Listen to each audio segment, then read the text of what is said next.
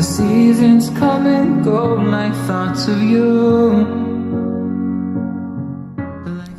Hola, bienvenidos y bienvenidas. Yo soy como siempre Fernando y esto es Píldoras del Conocimiento. Hoy estamos grabando aquí en directo en mi casa con un invitado que espero que a partir de ahora seamos buenos amigos. Es Irra Bravo. Hola Irra, ¿cómo estás? Muy bien, Fernando, aquí encantado. Muchas gracias por invitarme. Llevamos aquí de cháchara un buen rato tomando unas cervecitas y tal. Antes de nada, quería preguntarte, Irra, ¿quién eres para que la audiencia te pueda conocer? Quien no te conozca. Pues soy Irra Bravos, me dedico al copywriting, que es, bueno, pues escritura persuasiva, que, bueno, pues es para escribir, para que la gente pinche un anuncio, nos compre una página de ventas y tal, ese tipo de cosas. Y básicamente eso es a lo que me dedico desde hace varios años. Decir que tengo aquí delante sus dos últimos libros. Empezó con Escribo porque me gusta ganar dinero, que es una portada muy peculiar. Yo, de hecho, te tengo que reconocer, no te conocía.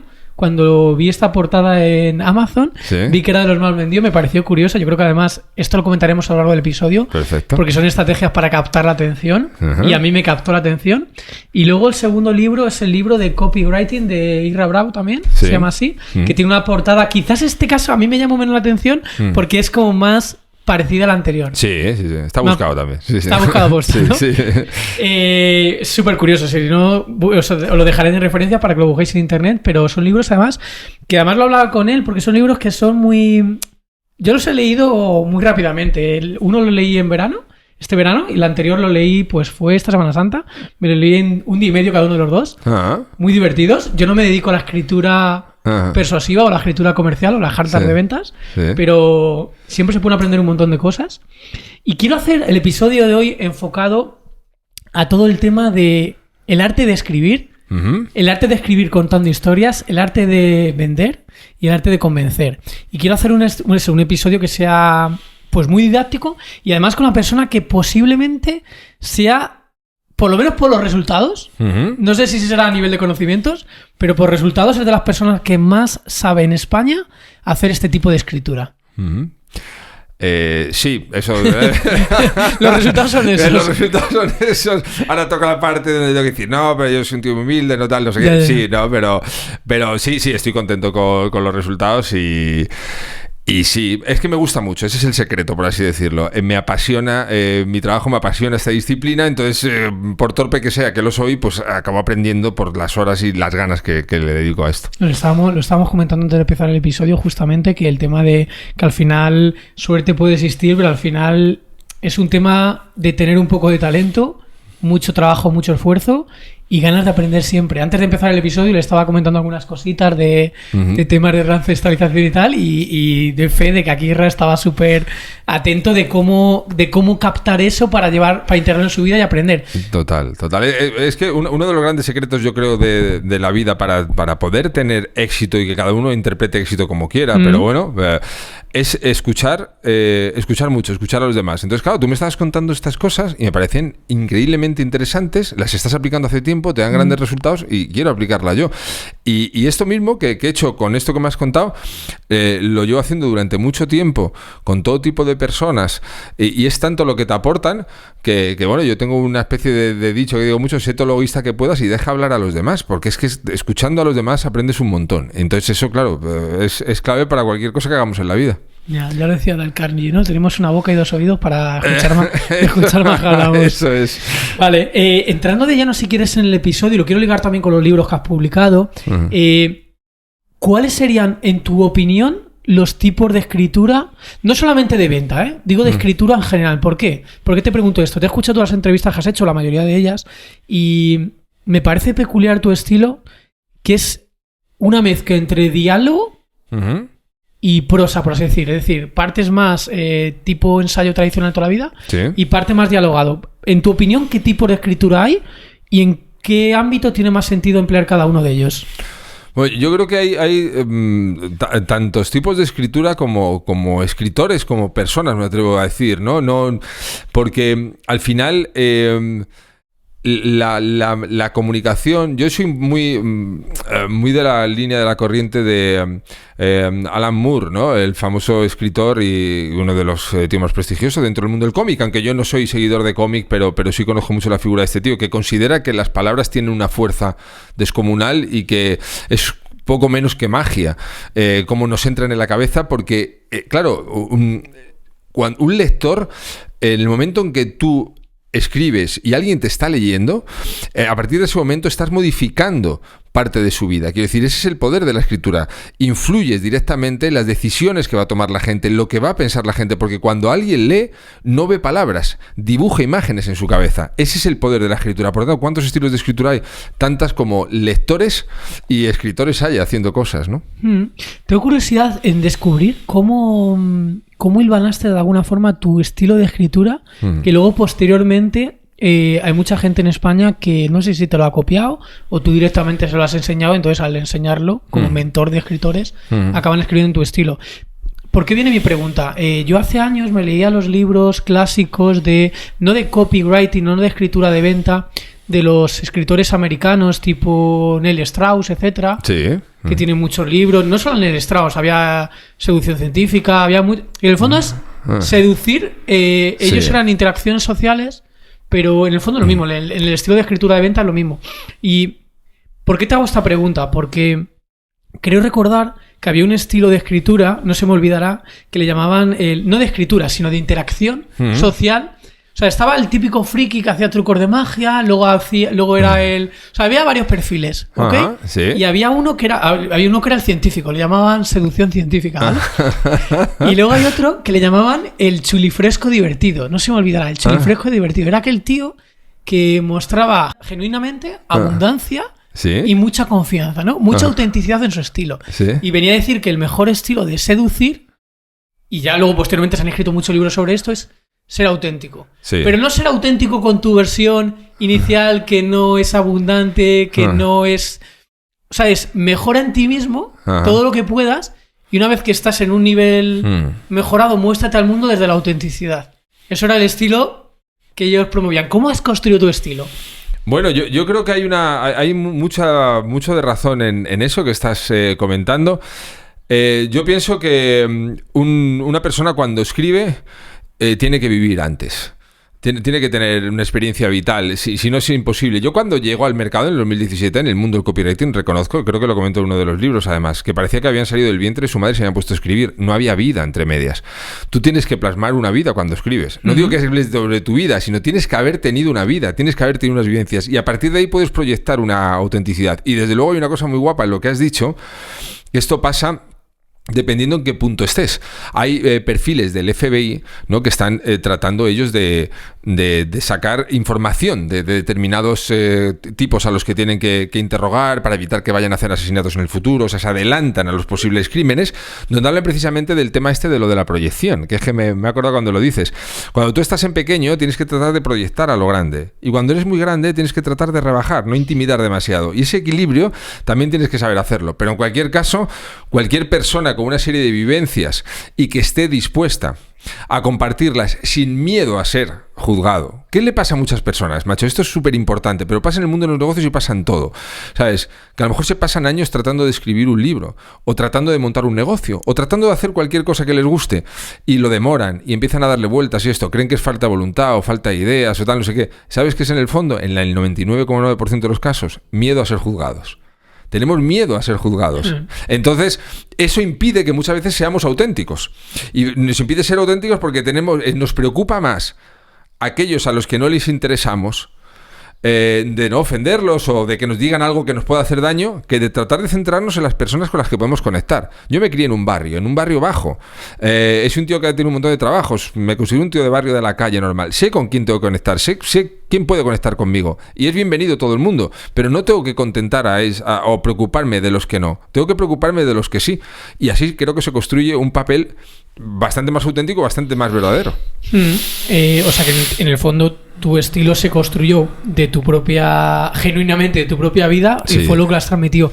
Pero, sin duda, sí. Claro, mi pregunta es, antes de que tú te introdujeras en el mercado español, ¿había más gente que hiciera escritura dialogada? Te lo digo desde el desconocimiento, no lo sé. En mi profesión de copywriter y tal, ni parecido, vamos, no. No, yo lo que entro en el mundo del copywriting en el 2017 en España. Sí. Y no encuentro ningún caso, no digo con esto que no hubiera grandes profesionales, en España ha habido grandes publicistas hace un montón de tiempo. Estilos. Sí, pero que tal, yo opto por esto. Yo me creo mucho en la escuela desde que tengo 15 años, en la escuela, digo, de la vida y de los libros, porque escuela, lo que es convencional, en sentido poco, aunque tampoco me gusta nada, quiero aclarar el rollo de la escuela de la vida, me parece algo horrible. Creo que hay que educarse y estudiar en muchos sitios, pero quiero decir, yo no he tenido esa suerte, pero he leído mucho, y yo vengo muy de Charles Bukowski y Henry Miller. Esos son grandes personas, muchas personas que han influido en mí, y claro, eso me lo llevo al copy. Cuando yo hago esto en España, era una marcianada. Era una marcianada absoluta en la manera de comunicar. Entonces, claro, la mayoría de la gente al principio, las primeras semanas, me decían que estaba loco, que nadie me iba a contratar, los pocos que me leían y que me hacían caso en ese momento, pero yo estaba convencido de que para llegar a las personas tienes que hablar a las personas, y dirigirte en un lenguaje, sobre todo un lenguaje conversacional, porque es lo que más convierte y lo que más nos gusta. Vale, por ir, como dijéramos, anotando elementos que a lo mejor al oyente le pueden servir, y te los digo directamente los que yo he ido detectando. Sí. Creo que empezaste de alguna forma con ese lenguaje conversacional, Sí. con una combinación con autenticidad, es decir, contar cosas... Bueno, autenticidad y no solo eso, también con el storytelling, de contar cosas tuyas Sí. que pueden ser reales o no, pero que de alguna forma ese storytelling le cautive al oyente. Sí. O sea, yo veía como autenticidad, contar historias, Sí. lenguaje dialogado Total. y un poco de humor. El humor es muy importante. Y además mucha gente me lo comenta con cierto miedo. O sea, miedo. Me dicen, pero es que yo no soy gracioso. Yo tampoco. O sea, yo subí a una reunión con colegas, no soy el que se sienta en el centro y cuenta chistes. Yo no soy un tío gracioso, pero puedo utilizar el humor. Quiero decir, cualquiera puede utilizar el humor. O sea, no tienes que ser una persona especialmente graciosa. Entonces alguien que nos esté escuchando que le pueda ayudar todo esto, lo que más funciona no es el lenguaje con tecnicismos. No, lo que más funciona es el lenguaje conversacional. Es más, puedo contar una anécdota. Hay un experimento que es buenísimo que hacen en Estados Unidos. Cogen a dos grupos grandes de universitarios con una gran preparación ambos, y les venden lo mismo y al mismo precio, y los separan en dos grupos. A uno se lo venden dirigiéndose a ellos con un lenguaje universitario, bueno, pues entendido para las personas con un nivel alto de educación, y a otros se lo escriben de tal manera que lo entendía un niño de 12 años. Tuvo una barbaridad más de conversión la carta para las mismas personas vendiendo lo mismo y el mismo precio, aquel que se dirigió a ellos hablándoles con un lenguaje conversacional para niños de 12 años. O sea, por muy culta que sea tu audiencia, procura que te entienda y hablarles sencillo. De hecho, hablarles sencillo es uno de los grandes secretos para conseguir muchas cosas en la vida. Escribir sencillo, comunicar sencillo. Te quería preguntar sobre esto, sobre el lenguaje conversacional. Y creo que a lo mejor lo has ido evolucionando con el tiempo. Al principio era más lenguaje conversacional, pero luego lo dices en el último libro, en el libro de copywriting, que también tiene bastante sentido la ruptura de patrón. Es decir, alternar estilos. Es decir, ahora te hago un poco conversacional, ahora te meto un texto más normal, más prosa, a lo mejor en cursiva. O sea, tampoco que sea 100% todo el rato lo mismo. ¿Cuál es tu opinión ahora mismo sobre eso? Me encanta que hayas podido ver esto, porque además hay una cosa para hacer un buen storytelling que yo aplico mucho y que va en relación con esto. Hay un relato, por ejemplo, muy famoso, no me acuerdo el nombre, de Lovecraft, donde si tú quieres describir, por ejemplo, una bestia, ¿sabes? Imagínate que quieres describir un ser que es el hijo de un monstruo con no sé qué. Si quieres hacer que la mente del lector vuele en su imaginación, pues te enfocas como en tres cosas que pueden ser muy diferentes. Él decía una superficie peluda, una cadera llena de ojos y notaba palpitar, no sé si eran como escamas o algo así. Cuando tú le dibujas eso en medio de la noche oscura, a una persona le das tres elementos, estás rompiendo un patrón, no estás tratando de hacer una descripción como tal, con características. Las características son muy aburridas. Lo que haces es señalar el foco en determinados puntos y haces que el resto lo ponga el lector. Eso lo podemos hacer perfectamente cuando estamos escribiendo, y eso es mucho más persuasivo cuando lo utilizas en base a unos beneficios. Yo he vendido hornos, que puede haber algo más aburrido que vender hornos para industrial de hostelería. Claro, yo te puedo decir los litros que tiene, los kilovatios y cosas de estas, de las que no tengo ni idea, o te puedo decir que puedo preparar una cena en 20 minutos por si te llegan 3 invitados improvisados a ver un partido. Eso es algo que tú vas a poder dibujar en tu mente con muchísima más claridad. Tú te ves en tu casa Te imaginas una visita de 3 colegas, te imaginas un partido y te imaginas preparar algo guay en 20 minutos. No te imaginas litros y capacidades de un horno. No tienes esa mente. Nosotros, los seres humanos, estamos, y antes de empezar con esto que hablamos de estar conectados un poco con lo que hemos sido siempre, alrededor de un fuego nos contaban las historias y aprendíamos así. Aprendemos a base de historias. Quien no utilice hoy día el relato de marca para crear su marca, tiene un recorrido muy corto. Tiene que utilizar el relato de marca, tiene que utilizar el storytelling, porque así es como va a llegar a la gente, sin duda.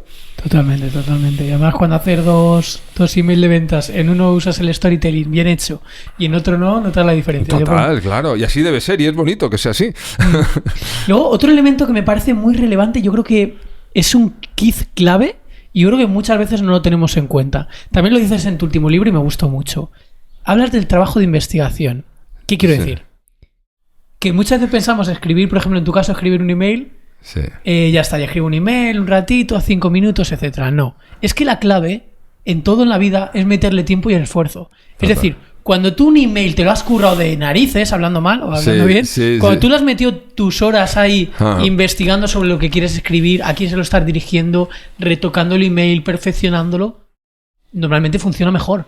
Claro, tiene sentido. O sea, es el tema del esfuerzo que le metes tanto en el proceso de escritura como en el proceso de investigación. Total, y además digo una cosa todavía más importante con relación a esto. Cuando tú investigas, puedes ser mucho más creativo, porque la creatividad es algo que nos ha venido dado. Es unir puntos, como creo que decía una vez Steve Jobs. Es unir puntos la creatividad. Entonces, si tú investigas, no tienes que sentarte ante una hoja en blanco y empezar a decir lo primero que se tenga por la cabeza.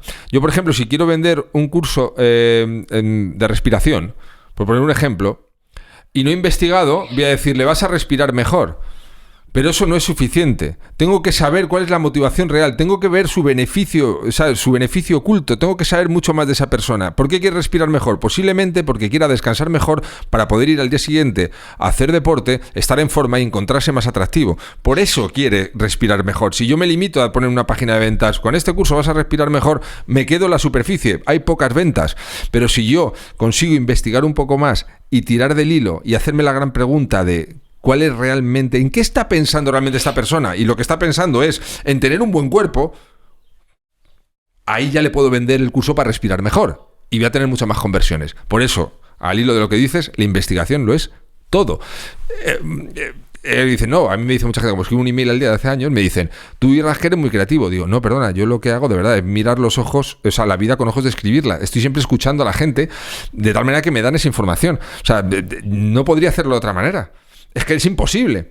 Pero sí que estoy todo el rato uniendo esos puntos. Si la creatividad es eso, sí. Ahora, si la creatividad es tener la inventiva, no, joder, eso es no sé, Julio Verne, cosas, gentes así, visionarios y tal. Yo simplemente estoy escribiendo la realidad, nada más. Más con el sistema de atención reticular ascendente activado. O sea, vas viendo todo lo que hay para construir la historia. Total. Y además es súper enriquecedor, súper divertido. Aprendes un montón y te das cuenta de la cantidad de gente inteligente haciendo cosas flipantes que hay por ahí.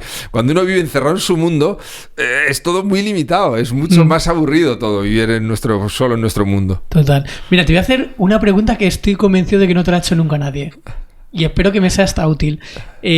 Para mí particularmente. Uh-huh. Mira, te cuento. Nosotros hacemos investigación en robótica social. La social es la parte importante donde quiero parar. Es decir, robots que interaccionan con personas. Y particularmente mi campo de investigación hoy en día es todo lo que tiene que ver con enganchar al usuario.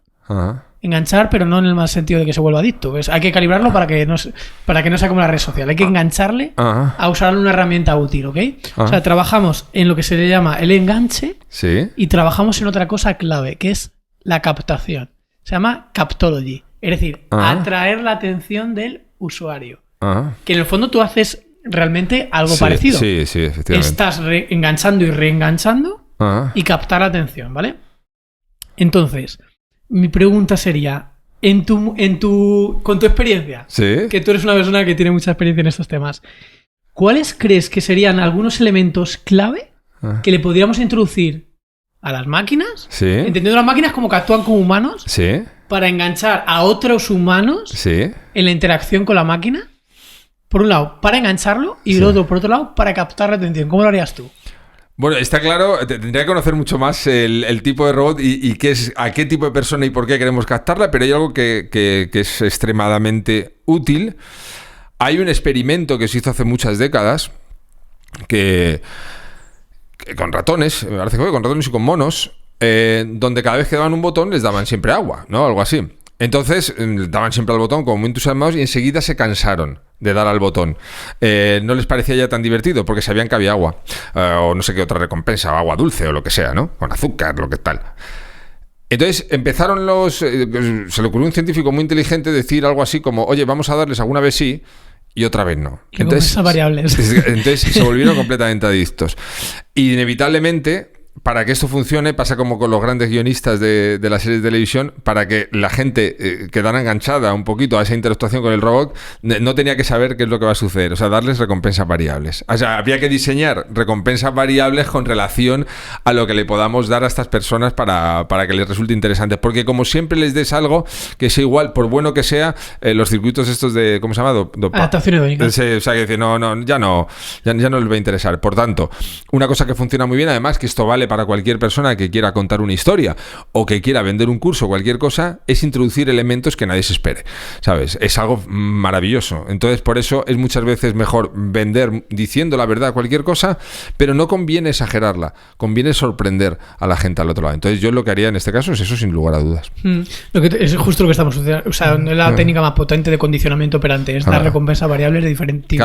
Por eso funcionan las tragaperras, que son... Claro. Yo no sé funcionar porque soy tan torpe que no me aclaro, no sé, veo un montón de cosas andando a toda velocidad, o sea, las frutas, esto y lo otro, pero en realidad no deja de ser el dar al botón y ver qué cae, o sea, no deja de ser el ratón dando un botón a ver qué recompensa puede tener, ¿no? Y hay personas que marcan una clara tendencia de adicción a eso. Lo podemos utilizar para hacer cosas chulas y no para tener a la gente enfrente de esas máquinas, pero total. Bueno. Sí, es en combinación con más cosas porque se usan más estrategias, pero que en el fondo muchas derivan de aquí, de aplicar suerte del principiante, o sea, hay muchas tácticas. Pero efectivamente esa es la más potente que existe. Es la más potente que la más potente que existe en el código. Por eso te digo, yo utilicé eso porque eso es lo más potente que hay para mantener a la gente enganchada a tu contenido, ya sea vía un robot, vía una serie, vía tus cursos, lo que sea. O un oyente de podcast. Un día te viene un episodio más largo, otro más corto, un día te lo hago con esto, otro día con el otro. Total. Sí, eso sí. Y respecto a captar la atención, este Captology que te contaba, ¿y por qué te lo pregunto? Porque en el fondo tú dices algo similar. Tú cuando has publicado estos libros, aquí estás aplicando técnicas de captación de la atención. Sí. O sea, muchas veces, oye, que primero que sepan que existe, cómo captamos la atención, y más en tu caso, que por ejemplo, eres en ese sentido una vaca púrpura que no usa las redes sociales. ¿Cómo podríamos, te lo digo en el caso de nuestro robot, cómo captar la atención, pero te lo digo en general, ¿cuáles son las estrategias que usas tú para captar la atención del lector o que en general en la día a día se puede aplicar más? Claro, hay que tener en cuenta, partimos con una gran ventaja, que el ser humano es gregario, somos gregarios. Hay que contar con esa grandísima ventaja. Entonces, cuando estás en un mercado, en cualquiera, incluso en un mercado, a mí contra más saturado mejor, te darás cuenta que casi todo el mundo hace lo mismo.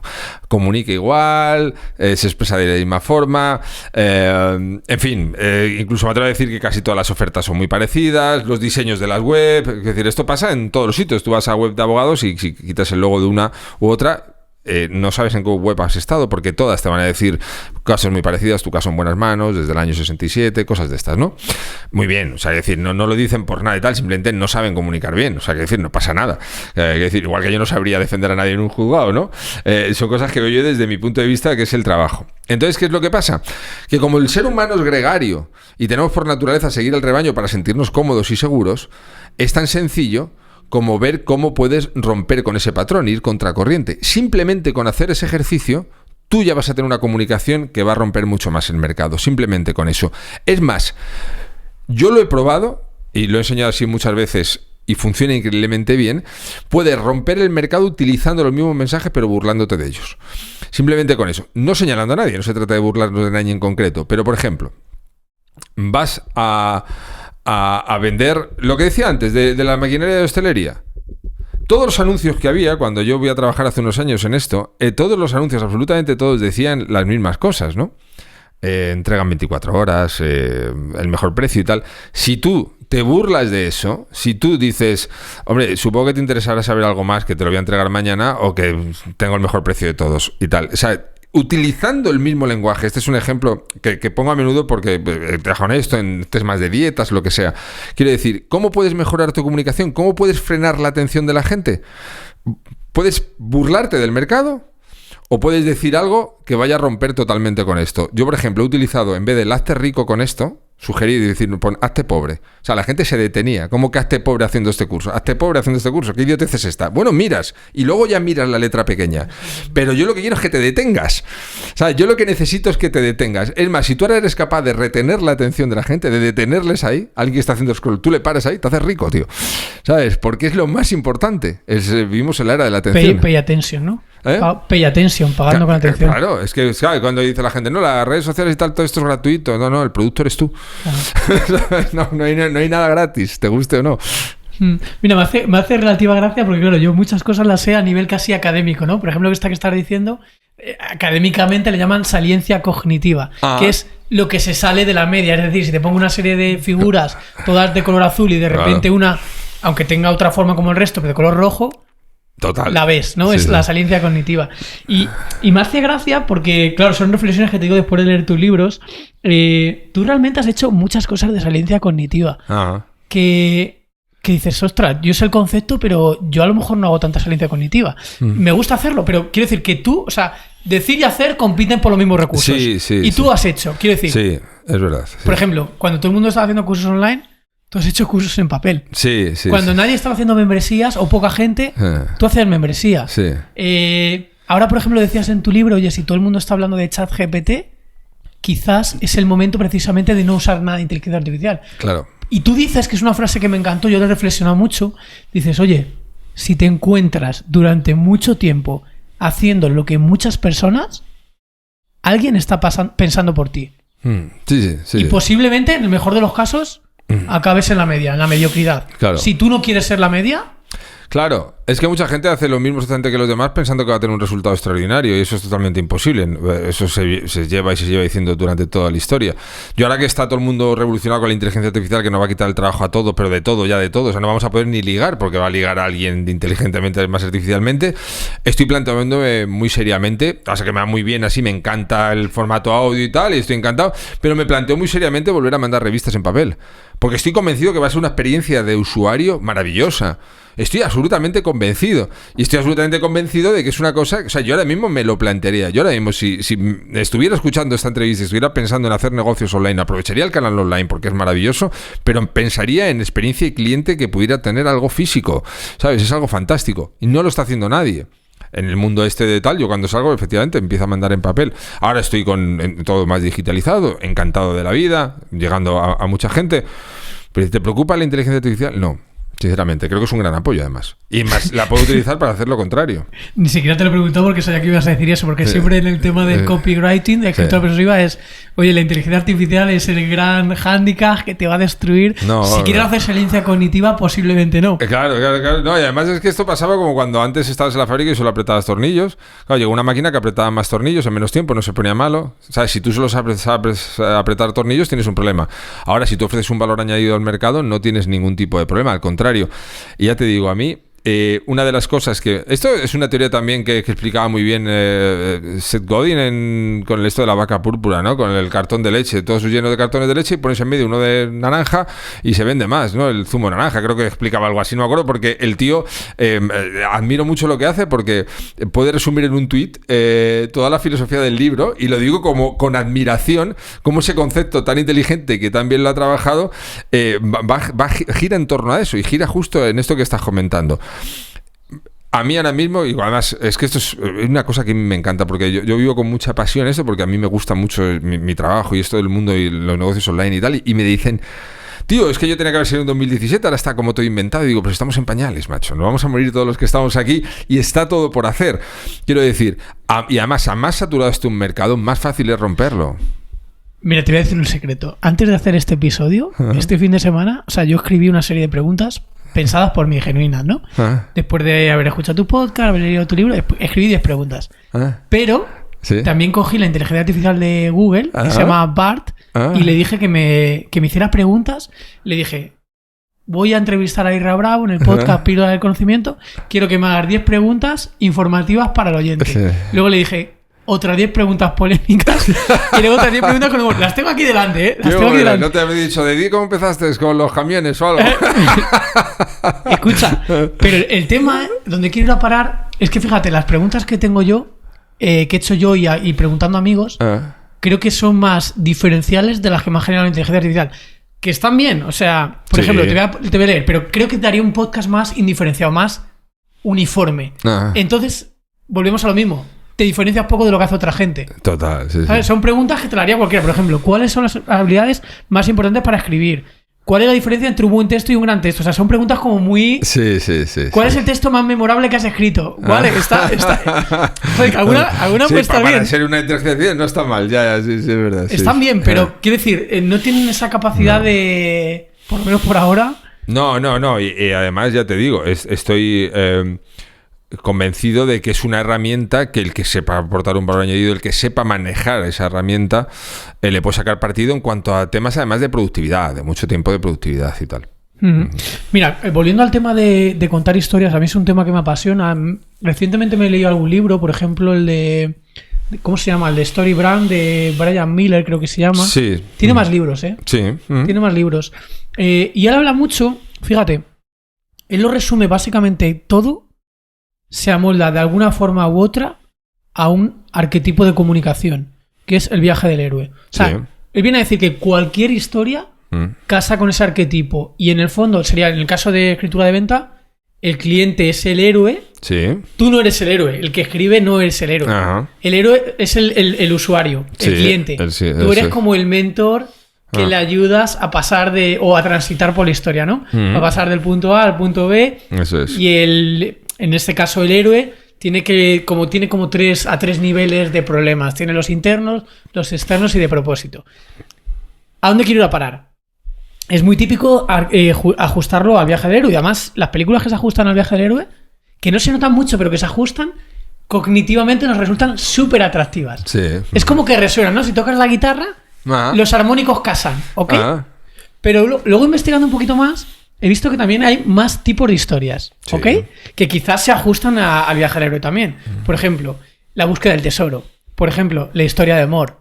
Por ejemplo, la tragedia. Por ejemplo, la comedia. O sea, son como arquetipos. Sí. Arquetipos, igual que Carl Jung tiene el villano, el sabio, el héroe, el mentor. Son arquetipos de historias. Tú de alguna forma... Yo sé que las historias las cojo del día a día, pero en el fondo tú te inspiras en estos arquetipos de personajes y en estos arquetipos de historias para construir algo. ¿Cómo lo haces tú?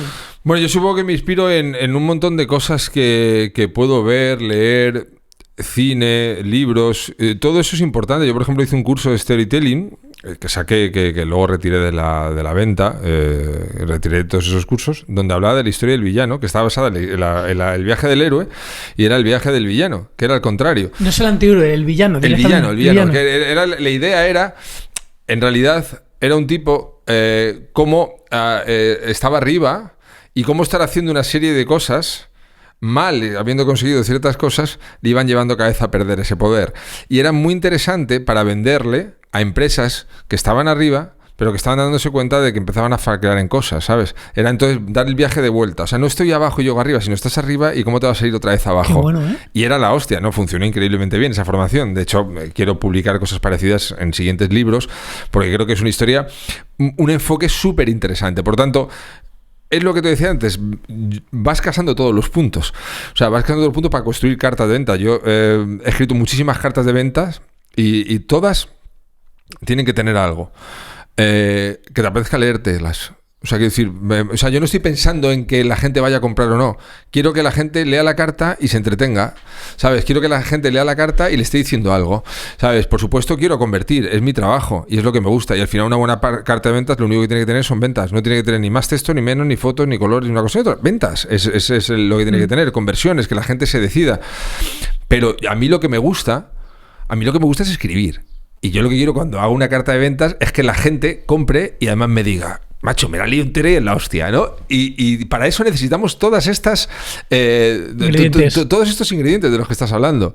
Porque además es que es algo maravilloso porque la información y cómo aprendemos los seres humanos vía las historias no hay ninguna otra manera de hacerlo igual. Es imposible, ¿sabes? Es imposible. ¿Quién recuerda cuando está sentado alrededor de... Ya no hablo de la hoguera como tal, sino pues a lo mejor con un abuelo o con el padre de un amigo. Son cosas que están ahí y que son imborrables en nosotros. Y entonces muchas veces pensamos que de mayor eso tiene que quedar a un lado y nos tenemos que empezar a hablar de manera muy técnica, de ser como muy serios hablando. No es cierto. Yo estoy cansado de verlo y de demostrarlo allá donde he tenido la oportunidad de hacerlo, de que a las personas se les tiene que contar las cosas vía historias, porque van a recordarlo mucho mejor. Además te tengo que decir que contigo aprendí por primera vez que los emails largos se pueden leer, primer punto, y que convierten más, que funcionan mejor. Sí. Claro, pero hay que currártelo. Hay que contar una historia, hay que meterle humor. Pero hostia, que la gente se puede leer los emails largos. Totalmente. Si lo haces bien. No claro. Es en plan que me está dando una turra aquí de que me está escribiendo un libro. Claro, igual que lo del email diario. Yo cuando saco el email diario en España, que es una cosa que lleva un montón de años en otros sitios, muchísima gente, de hecho todavía gente que me descubre recientemente dice, escribes todos los días, como una cosa tremenda. Y es que el arma de persuasión más potente en la historia de la humanidad es la fuerza de la repetición. Es decir, es estar presente en la mente de la gente, no es para otra cosa. Simplemente si yo estoy todos los días presente en tu mente, claro, tú te puedes dar de baja cuando quieras, pero si yo estoy presente en tu mente, las posibilidades de que cojamos una confianza, que tú confíes en mí y que vayas a tomar una decisión con relación a lo que yo te estoy ofreciendo son mucho más altas. Es decir, si tú tienes el presupuesto de una grandísima marca para salir hasta en series de televisión, bien, pero si no, ¿qué tienes que hacer? Estar presente en la mente de la gente. Entonces, si tú te curras email con historias, bueno, pues evidentemente no vas a gustar a todo el mundo, va a haber gente que no, pero es tremendamente rentable. ¿Por qué? Porque estás presente, nada más. No se trata de que la gente tenga que hacer lo que tú dices, se trata de estar presente, simplemente eso. Totalmente. Por resumir un poco, y yo creo que para que el oyente se pueda llevar información que le pueda aplicar a su vida en general, yo creo que hay buenos elementos, bueno, depende del contexto concreto que lo quieras aplicar, pero hay como buenos elementos para conquistar y persuadir, y habría malos elementos, ¿ok? Con matices, sí. Pero buenos elementos podríamos hablar de que, oye, primero investiga sobre lo que vas a escribir o con quién vas a hablar. Yo qué sé, si vas a hacer una presentación de tu proyecto de fin de carrera, intenta averiguar quiénes son los miembros del tribunal, qué cosas le gustan. A lo mejor cuando quieres poner un ejemplo, usa lo que le gusta al miembro del tribunal. Me parece inteligentísimo hacer eso. Por ejemplo. O el misterio, que no lo hemos hablado todavía. El misterio, ¿por qué el misterio es un elemento importante para escribir? El misterio, mira, hay una cosa que yo muchas veces digo así como de broma, digo, esto es el arte de dejar a medias. No digo que lo tengas que aplicar en todo en tu vida, pero cuando tú escribes de tal manera que dejas a medias, imitando en el mejor de los sentidos lo que utilizan los guionistas de televisión, que dicen, me voy a ver otro episodio más sabiendo que mañana tengo que madrugar, pero son las 12, pero es que no puedo, sabiendo que el otro te va a dejar a medias también, son elementos de abrir un círculo y no cerrarlo. Cuando tú generas esa curiosidad y ese misterio, macho, los seres humanos no estamos diseñados para que nos dejen a medias.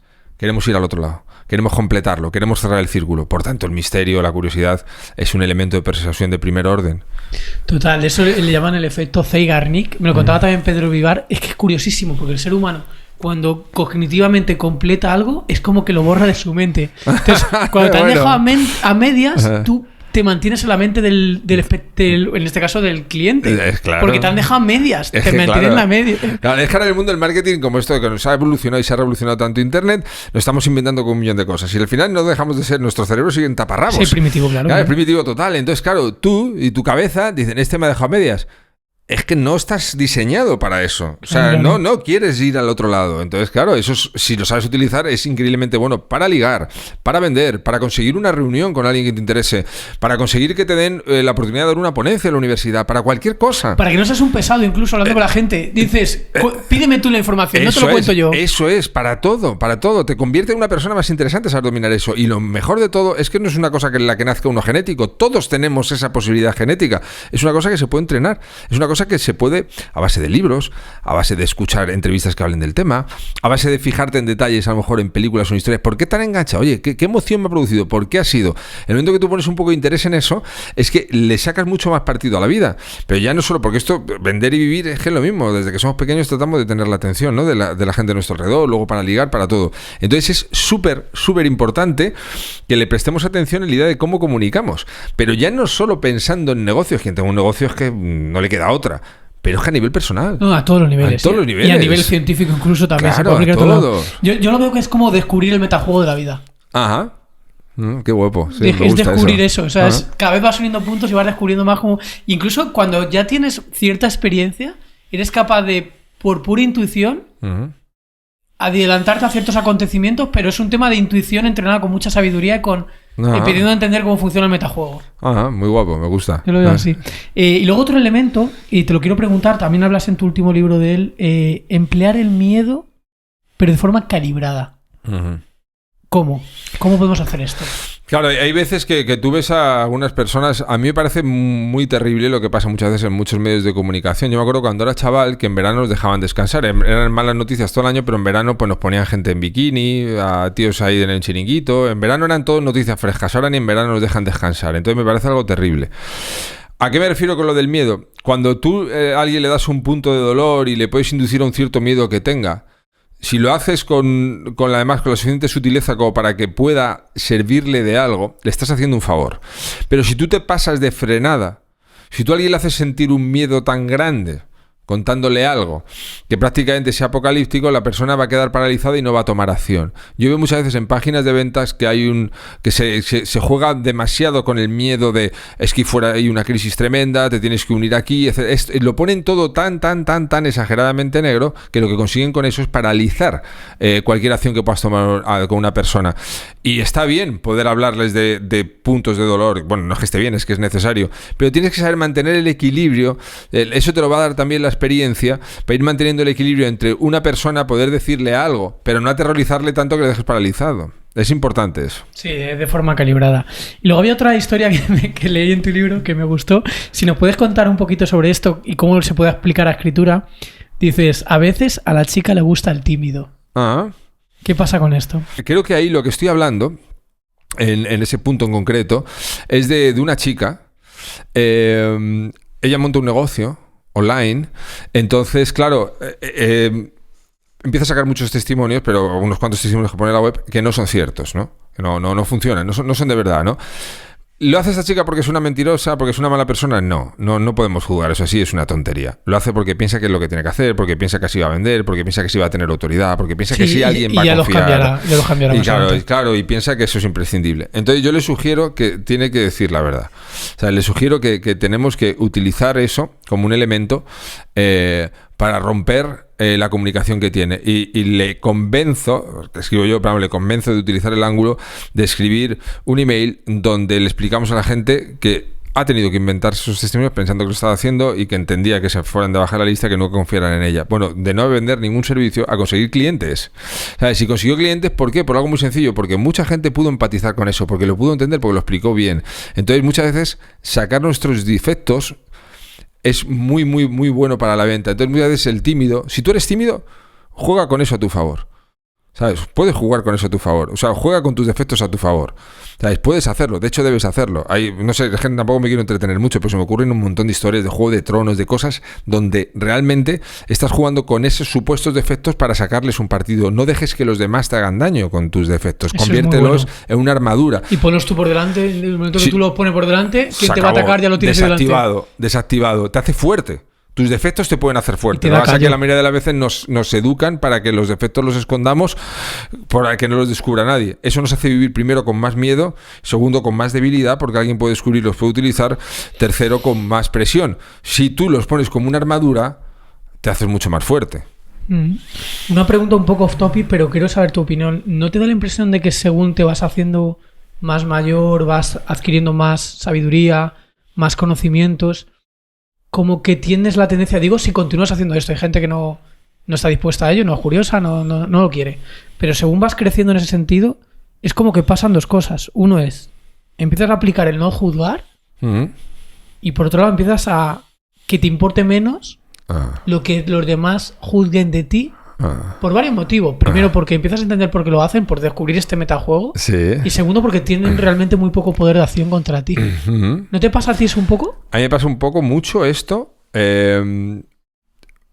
Vivo cada vez más ansioso en el mejor sentido de querer descubrir cosas, de querer descubrir gente, porque me parece, a medida que va pasando el tiempo, esto es que es un tópico también, más me voy dando cuenta de que no tengo ni idea de nada y más me apasiona poder encontrar cosas interesantes. yo he tenido una ventaja, reconozco, he tenido una ventaja. Yo hace mucho tiempo ya, que nunca me sentí... nunca dejé que... ¿Cómo decirlo exactamente? Nunca dejé que la opinión, por así decirlo, que me afectara a eso. O sea, nunca... es que no me sale la palabra ahora mismo, pero bueno, es igual. Nunca dejé que... El hecho de ser juzgado por los demás paralizara cualquier cosa que tuviera que hacer. Yo reconozco que tuve bastante suerte en eso. Yo he tenido mucha suerte, por ejemplo, en el sentido con mis padres. Me dieron una confianza alta en ese sentido, en la que me pudo faltar en otras cosas. Entonces, nunca tuve miedo a ser evaluado por los demás. Evidentemente, a medida que te vas haciendo más mayor, eso cada vez se va diluyendo hasta que llega un punto en el que supongo que cualquier persona ciertamente adulta no puede estar pendiente de lo que van diciendo los demás o cómo le tienen que juzgar los demás, porque realmente no se va a ningún sitio con eso. Y además es que si tú no estás pendiente de eso, te conviertes automáticamente en alguien con mucha más capacidad de liderazgo. O sea, es una persona que no tiene miedo a ser juzgada por los demás, es una persona más atractiva. Y eso es muy importante para todo, para cualquier cosa que hagamos en la vida. Así que sin lugar a dudas, eso que dices que nos va pasando según va pasando el tiempo es así y debe ser así. Es una pena encontrarte a gente adulta paralizada por lo que lo dirán los demás. Y claro, hay mucha más. Pero que entiendo que no le pasa a todo el mundo. Depende un poco de que tú pongas por tu parte para eso, para seguir acumulando conocimiento, haber tenido más experiencias. Incluso hasta, si me lo apuras, ni viéndolo al nivel hormonal físico, tener unos niveles de testosterona suficientemente elevados. Total. No, es súper importante, que es que ahora está como denostada también la testosterona, es súper importante. Hay que tener un gran nivel de testosterona y tener eso en cuenta, claro que sí. Es importante. Vale. Esos serían algunos elementos buenos para escribir bien, conquistando, persuadiendo, etcétera. Si tuviéramos que decir, aunque esto, claro, es que es el universo infinito de posibilidades, pero algunos, aplicando Pareto, ¿no? Malos elementos que se aplican en general, ¿qué crees tú para escribir en general o para persuadir, para conquistar? ¿Cuáles serían? Sin lugar a dudas, lo peor que puede hacer una persona que nos esté escuchando en este momento y quiera empezar a ser alguien más atractivo escribiendo, o incluso en la vida general, es mostrar necesidad. ¿Sabes? No puedes mostrar necesidad. Es más, yo tengo una niña pequeña y si me dijeran, tienes los últimos 30 segundos, agárrala la mano, dile algo súper importante, no le iba a hablar del alma, no le iba a hablar de amor, todo eso lo iba descubriendo ella, y seguro que mucho mejor que yo. Simplemente la agarraría fuerte y diría, hija, no muestres necesidad. ¿Sabes? No muestres necesidad o pasarás hambre. No muestres necesidad, es importantísimo. Controlar esa emoción es algo vital. Así que, sin lugar a dudas, es lo que más puntos resta. Cuando tú muestras mucha necesidad, vas desesperado detrás de algo, de alguien, con esa desesperación que el otro nota, es un repelente. O sea, no es que seamos malos, pero si yo qué sé, conoces una chica y a los 5 minutos de conocerla te manda 15 WhatsApp diciendo que quiere quedar contigo, el hombre de su vida, o al revés, lógicamente, se te activan todos los resortes de tengo que irme corriendo por el lado contrario. Y es inevitable. No hay que mostrar necesidad. Qué bueno este tema que acabas de sacar, porque además lo compartí, hice una captura de cuando me leía tu libro, hice una captura de pantalla en esa parte en la que hablabas de si muestras necesidad pasará hambre, lo puse en Twitter, lo comentaron bastante gente y tal. Lo que pasa es que te quiero comentar, 100% de acuerdo contigo, al final si sintonizas con, como decía Luis Fernández, con escasez de FM en lugar de con abundancia de FM. La escasez de FM, o sea, siempre tienes... Eso sí, bueno, claro, es como que siempre tienes dos radios sonando en tu tal, escasez de FM o abundancia de FM. Tú decides con quién quieres sintonizar. Sí. Y cuando te reconoces a ti mismo en mentalidad de escasez y dices, oye, Fer, estoy en escasez, vamos a cambiar a abundancia, porque vamos a ver el mundo como más amable, ¿no? Es como... Sí, total. Estar en un estado energético mejor, ¿no? De vibración mejor, que también dicen algunos. Vale. Pero cuando hablamos de no mostrar necesidad para pasar hambre, yo creo que también es importante, y volvemos a lo mismo, la autenticidad y la veracidad. Entonces, pasan dos cosas. Cuando estás sintonizado con necesidad FM, por así decirlo, es casi más que hacerle el fake it and luego make it, no, lo dicen los ingleses, falséalo hasta que sea verdad, que se puede hacer así también. Sí. Pues se puede hacer, es una opción. Sí, es una opción. Pero yo creo que es casi mejor. Primero, oye, más que preocuparte en mostrar o no mostrar necesidad, es de verdad, trabaja internamente contigo para estar en un estado de no necesidad. Claro. Percibido y real. O sea, que tú mismo digas, oye, totalmente. Estoy abundante de verdad y estoy en la escalera del subiendo. Total. Y ahí lo proyectas de forma casi... Claro, es que, a ver, hasta que no... O sea, lo difícil es controlar esa necesidad cuando la tienes. Es lo difícil. Y llevas toda la razón. Y hay que trabajar con una mentalidad que decimos, por ejemplo, en el mundo de ventas, pero que se puede explicar a cualquier cosa, la mentalidad del cliente perdido. Quiero decir, y es un poco eso. Es decir, me pongo en la peor situación y actúo sabiendo que estoy en la peor situación. Eso ya rebaja mucho tu nivel de necesidad, aunque lo tengas. Entonces no estás mintiendo. Lo más importante es decir la verdad, pero no por una cuestión ética, que también podría serlo, sino porque es mucho más rentable decir la verdad. Si quieres algo a largo plazo, evidentemente. Claro, es decir la verdad. Eso nos lo enseñaban los redactores publicitarios de los 60, 70 de la vieja escuela, que decían, tú haces la verdad interesante, pero que sea verdad. Y es verdad. Pero lo importante es, si tú tienes necesidad, tienes que trabajar la mentalidad de cliente perdido. Esto es, ya lo tienes todo perdido. ¿Qué puede pasar? ¿Qué es lo peor que puede pasar? Si tú muestras esa ansiedad por conseguir ese cliente, si tú muestras eso, es que no lo vas a conseguir, es que te va a ningunear, es que no puedes hacerlo. O sea, tú no puedes, tú tienes que controlar esa necesidad. No digo que mientas diciendo, oye, que soy millonario y no te necesito. Si tampoco, porque hacerse el chulo cuando estás débil, enseguida puede chirriar y puede quedar ridículo. Generar disonancia cognitiva. Claro, y porque puede dices, quedar ridículo. me dices una cosa, pero actuar de otra forma. Es como en plan, ¿qué pasa aquí? Claro, y además es que las personas interpretamos hasta una coma, hasta un punto. No sabemos por qué, no sabemos cómo, pero estamos lo suficientemente evolucionados, somos lo suficientemente inteligentes como para saber captar cosas que a lo mejor no las estamos analizando, como podemos estar hablando ahora nosotros aquí de ahora de ello, pero que se captan, están ahí. O sea, tú porque vayas con una pelota bajo el brazo, no puedes decir, vengo de jugar los playoffs de la NBA. Quiero decir, no es decir, yo voy a proyectar, porque sí. Tienes que saber un poco lo que estás haciendo. Y una cosa muy importante es que si tú tienes esa necesidad, actúes, por ejemplo, con mentalidad de cliente perdido, en hilo a lo que tú estás diciendo, para no tener que estar inventándote ninguna cosa, pero poder rebajar esos niveles de ansiedad. Porque como muestres un nivel de ansiedad grande a la hora de ir a vender algo, a la hora de ir a ligar, te da igual. Qué pesado, claro. Eso es. No, y además es que te devalúas, pierdes atractivo. Nadie quiere estar con aquel que nadie quiere estar y que se está devaluando. Nadie.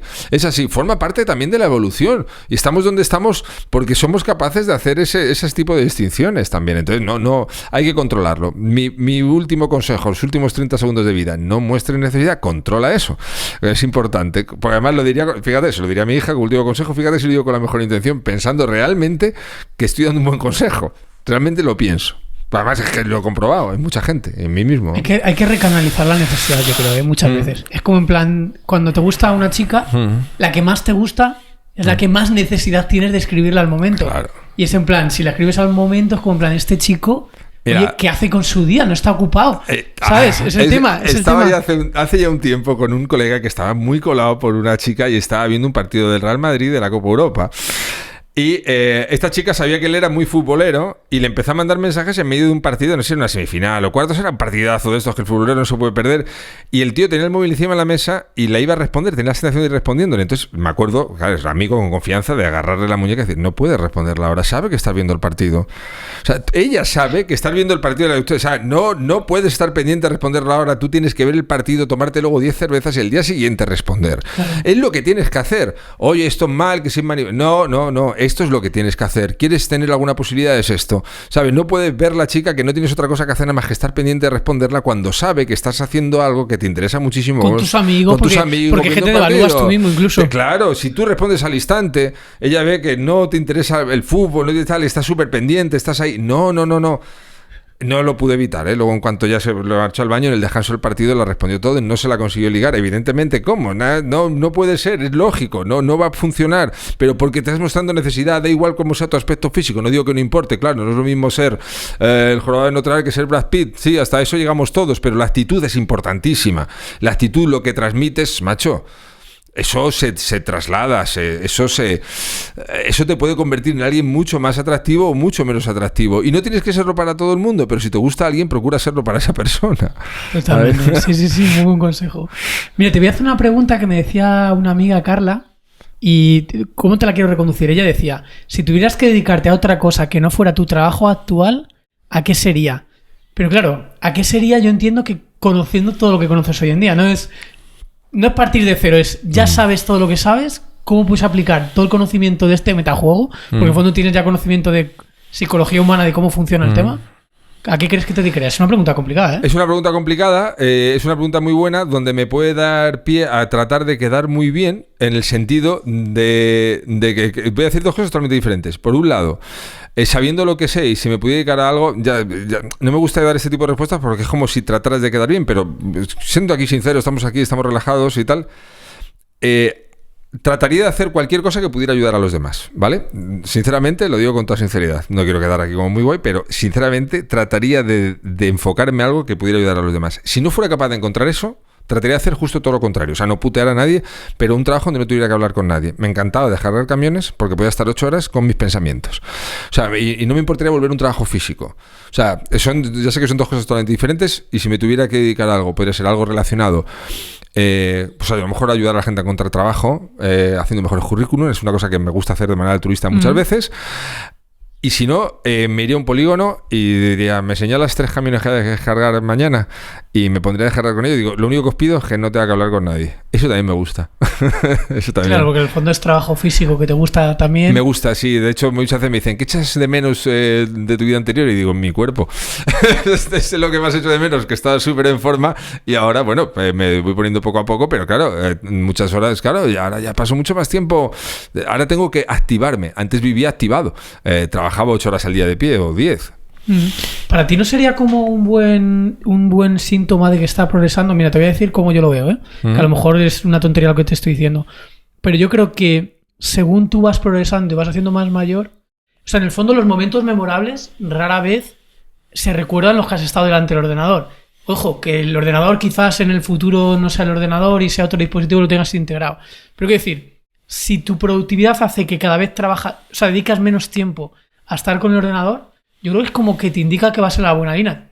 Te lo digo por mi caso personal. O sea, dedico más tiempo leyendo artículos científicos, leyendo libros, hablando con personas interesantes, para que luego la parte que yo hacía con el ordenador, oye, igual me lo hace ChatGPT o igual me lo hacen 5 estudiantes que trabajan conmigo. Pero mi vida no es tanto estar con el ordenador, sino es estar más entendiendo este metajuego para saber cómo se puede crecer en el metajuego. Es absolutamente de acuerdo. Me encanta además esa reflexión. De hecho, parte de mi jornada laboral, que no es que la tenga tan establecida, fija, pero lógicamente tengo una serie de rutinas, como debe ser, una serie de sistemas, es andar 2 horas al día.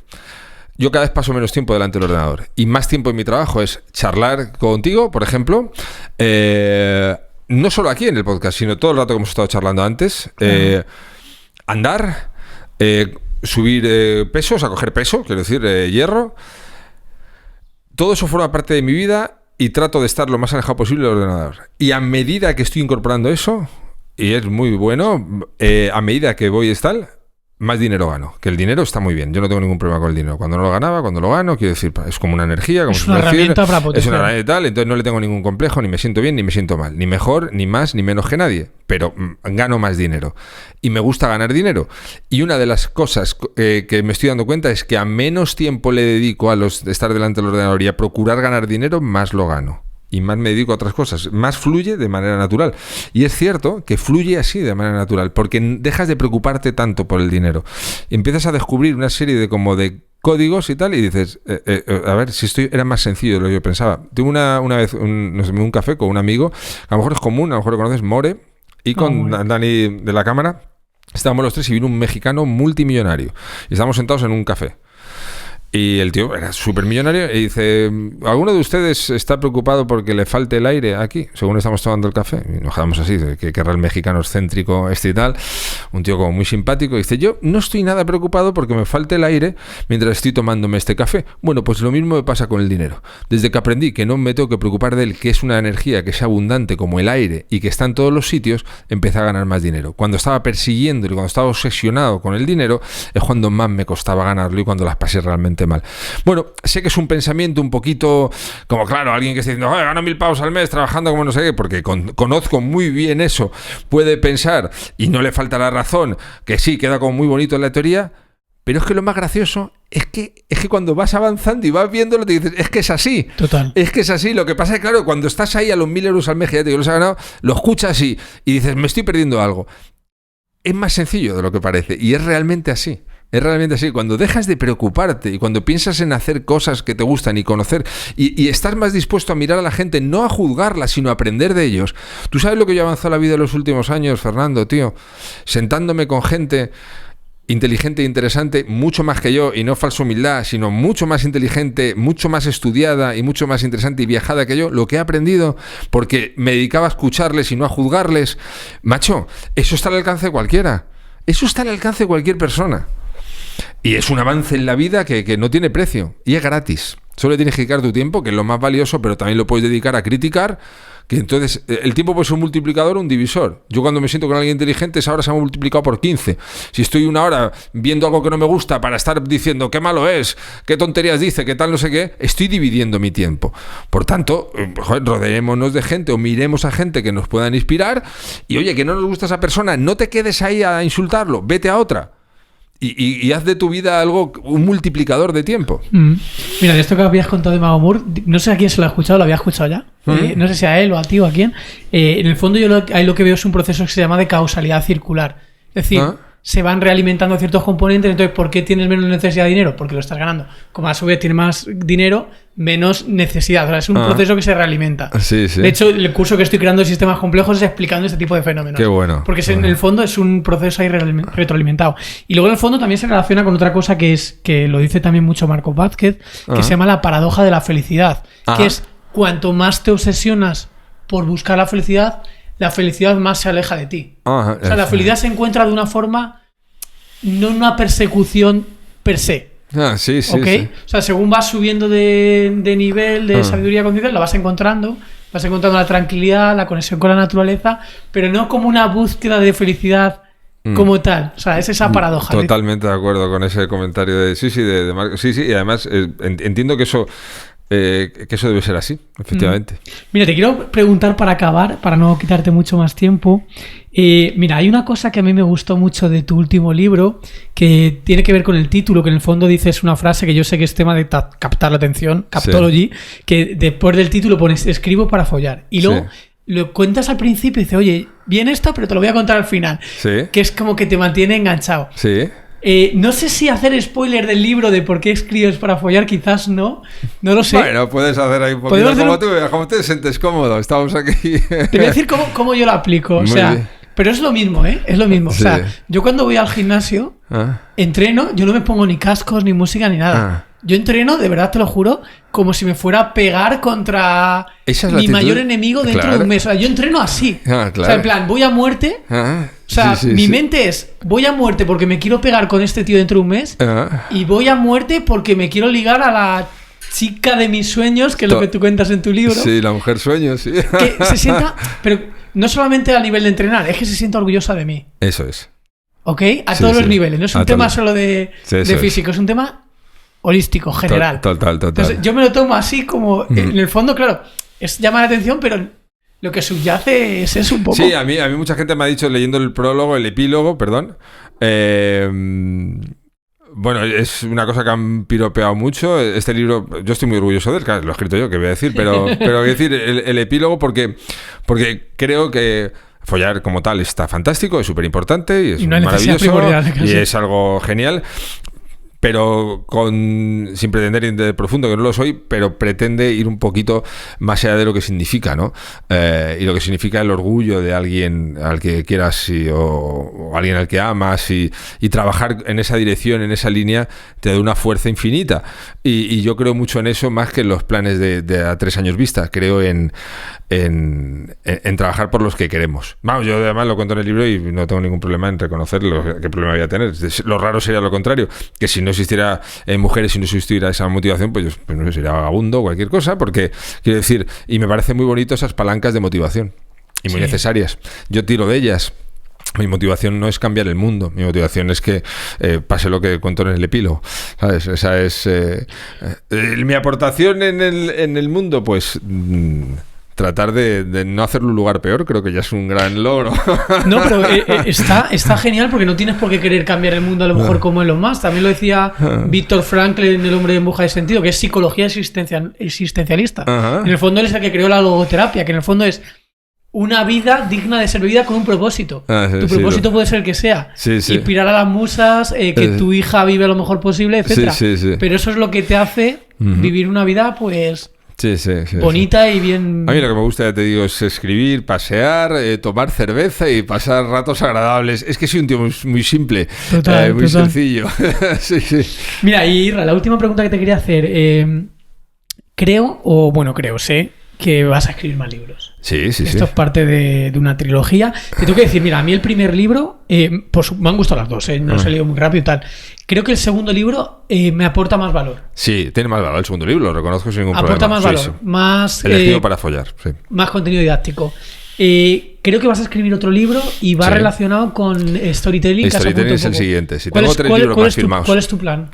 Sale en febrero del 2024. Estoy ya en ello para entregarlo ahora a punto. Tengo 3 libros más escritos, o sea, firmados con la editorial. Con o sea, aparte de estos 2, otros 3. Aparte de estos 2, otros 3 firmados ya con ellos.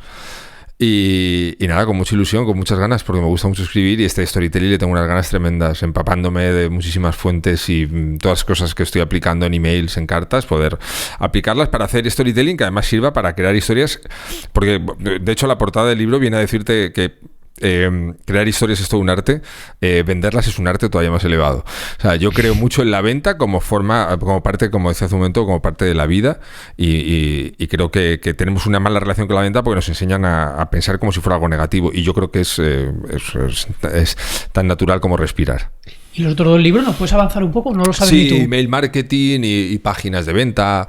O sea, va a ir todo relacionado, ¿no? Sí, lo que pasa es que siempre alrededor del mundo de contar historias para hacerlo accesible y entretenido a cualquier persona. O sea, yo tengo muchos lectores que son funcionarios, por ejemplo, y me dicen, no voy a montar un negocio en la vida, pero me entretiene mucho aprender estas cosas. Me gusta llegar a eso. Eres curioso, claro. Me gusta llegar a eso. Me gusta llegar a ese público. También a la gente emprendedora, que son mi público potencial más lógicamente, pero a mí una de las cosas que más orgulloso me hace sentir es que venga un chaval de 16 años que ya quiero ser copywriter después de haberte descubierto. Inspirar eso en gente joven es algo increíble. Es una de las cosas más chulas del trabajo. Siempre me ha parecido gracioso que el redactor publicitario se haya cambiado el nombre a copywriting. Yo que lo vi dije, ¿qué narices es copywriting? Mira, te voy a decir el secreto, Fernando, y además que lo sepa la audiencia. En realidad es eso, somos redactores publicitarios, pero si ponemos copywriter nos pagan más. Es decir, o sea, no hay ninguna razón más allá que nos ponemos este nombre aquí, pero en realidad somos escritores de escritura persuasiva, redactores publicitarios, llámalo como quieras. Copywriter es para ponernos un cartelito de parecer más interesantes de lo que en realidad somos. Bueno, es una estrategia de marketing de hacer el renombrado de ciertas cosas, ¿no? Sí, igual que cuando se hacía Trafficker, pues queda diferente a... Sí, eso, efectivamente. No sé, community manager o a... Claro, el Trafficker es el que capta clientes, ¿no? Sí, en fin. Pero nos ponemos estos nombres para parecer más interesantes y por eso lo de copywriter, pero vamos, que me dedico a escribir, básicamente, como cualquier otro. ¿Dónde te puede encontrar la gente? ¿Cuál es tu casa en internet? ¿Cuál es pues como no tengo redes sociales, como bien has dicho antes, es en motivante.com. Esa es mi web. Motivante.com. Sí. Pues ahí pueden encontrar tu membresía. Todo. Y los libros entiendo que en Amazon, bueno, en todos los lados. En Amazon, yo los ofrezco si te suscribes, te lo voy a tratar de vender, porque otra cosa importante es que yo trato de vender todos los días del año. Desde el primer email. Y luego si es la final del Mundial de Fútbol, Navidad, el día del curso del Rey, todos los días mando un email de ventas, todos los días. Muy bien, pues nada, Irra. Así que bueno, que lo sepa quien lo está escuchando para no apuntarse. Eso es una antiventa, ¿eh? Es una antiventa total. Bueno, Irra, pues muchas gracias. Ha sido un placer tenerte por aquí y esperemos que los oyentes alguna pincelada hayan aprendido de esta conversación. Yo también lo espero. Muchísimas gracias a ti, Fernando. Gracias a cualquiera que la haya escuchado, que la haya podido entretener y ha sido un placer, de verdad que sí. Bueno, nos escuchamos en el siguiente episodio, chicos. Un abrazo fuerte.